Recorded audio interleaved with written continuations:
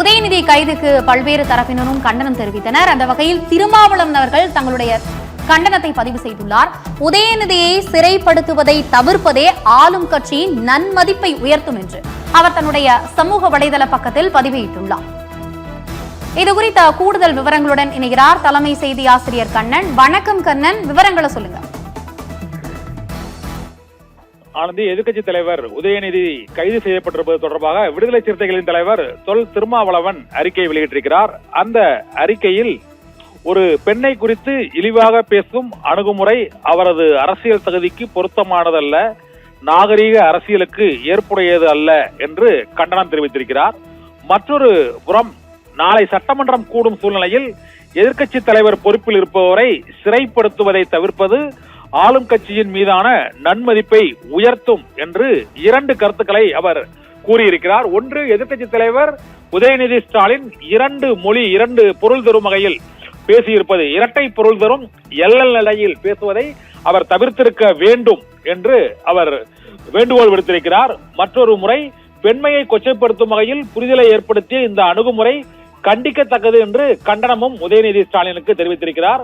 இந்த சூழலில் தமிழக அரசுக்கு ஒரு மென்மையான வேண்டுகோளை அவர் விடுத்திருக்கிறார். சட்டமன்றம் கூடும் நிலையில் எதிர்க்கட்சி தலைவர் பொறுப்பில் இருப்பவரை சிறைப்படுத்துவதை தவிர்ப்பது ஆளும் கட்சியின் மீதான நன்மதிப்பை உயர்த்தும் என்று அவரை சிறையில் அடைக்க வேண்டாம் என்ற வேண்டுகோளையும் விடுதலை சிறுத்தைகள் கட்சியின் தலைவர் தொல் திருமாவளவன் விடுத்திருக்கிறார். இந்த சூழ்நிலையில் மற்றொரு கருத்தாக, காவிரி நீர் உரிமைக்காக அனைத்து கட்சியினர் மற்றும் பொதுமக்கள் அனைவரும் இணைந்து குரல் கொடுப்பதற்கும் இந்திய அரசின் கவனத்தை ஈர்ப்பதற்கும் இது ஏதுவாக அமையும் என்பதால் சுட்டிக்காட்ட விரும்புகிறேன் என்றும் அவர் கூறியிருக்கிறார். மேலும் எதிர்க்கட்சி தலைவர் இரட்டுற மொழிதல் எனும் வகையில் எள்ளி நகையாடும் கருத்தொன்றை தான் அவர் கூறியிருக்கிறார் என்றும், இத்தகைய கிண்டலாக பேசும் முனைப்பை அவர் தவிர்த்திருக்க வேண்டும் என்ற வேண்டுகோளையும் விடுதலை சிறுத்தைகள் கட்சியின் தலைவர் தொல் திருமாவளவன் அவர் வெளியிட்டுள்ள இந்த அறிக்கையில் தெரிவித்திருக்கிறார்.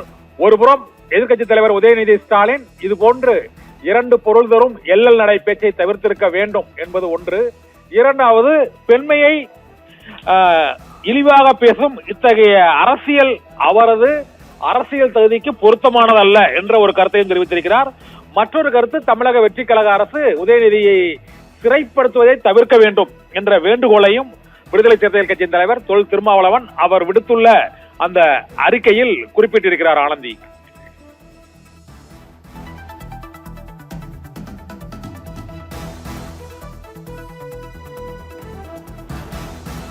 உதயநிதி பேச்சுக்கு கண்டிக்கும் உதயநிதியை சிறைப்படுத்துவதை தவிர்ப்பதே ஆளும் கட்சியின் நன்மதிப்பை உயர்த்தும் என்று திருமாவளவன் பதிவை ஒன்றை வெளியிட்டுள்ளார்.